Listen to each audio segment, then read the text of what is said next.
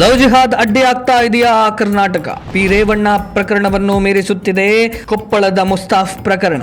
ಕರ್ನಾಟಕದಲ್ಲಿ ಇತ್ತೀಚೆಗೆ ಲವ್ ಜಿಹಾದ್ ಪ್ರಕರಣಗಳು ಬಹಳಷ್ಟು ಸುದ್ದಿ ಆಗ್ತಾ ಇದೆ. ಹುಬ್ಬಳ್ಳಿಯ ಎರಡೆರಡು ಲವ್ ಜಿಹಾದ್ ಪ್ರಕರಣಗಳ ಬೆನ್ನಿಗೆ ಕೊಪ್ಪಳದಲ್ಲೂ ಲವ್ ಜಿಹಾದ್ ಭಾರೀ ಸದ್ದು ಮಾಡುತ್ತಾ ಇದೆ. ಹಿಂದೂ ನರ್ಸಿಂಗ್ ವಿದ್ಯಾರ್ಥಿನಿಯನ್ನ ಮುಸ್ತಫಾ ಎಂಬಾತ ತನ್ನ ಪ್ರೇಮ ಪಾಶಕ್ಕೆ ಬೆಳೆಸಿಕೊಂಡಿದ್ದು ವಿದ್ಯಾರ್ಥಿನಿ ಜೊತೆಗೆ ಪಾರ್ಕ್ನಲ್ಲಿ ಏಕಾಂತದಲ್ಲಿದ್ದಾಗ ಹಿಂದೂ ಸಂಘಟನೆಗಳ ಕಾರ್ಯಕರ್ತರ ಕೈಗೆ ಸಿಕ್ಕಿಬಿದ್ದಿದ್ದಾನೆ. ಆದರೆ ಇಡೀ ಪ್ರಕರಣದ ಗಂಭೀರತೆಯನ್ನ ತೀವ್ರಗೊಳಿಸಿದ್ದು ಆರೋಪಿ ಮುಸ್ತಾಫನ ಮೊಬೈಲ್. ಪ್ರಕರಣ ಪೊಲೀಸ್ ಠಾಣೆಯ ಮೆಟ್ಟಿಲೇರ್ತಾ ಇದ್ದ ಹಾಗೆ ಆರೋಪಿಯ ಮೊಬೈಲ್ ವಶಕ್ಕೆ ಪಡೆದ ಪೊಲೀಸರಿಗೆ ಶಾಕ್ ಎದುರಾಗಿದೆ.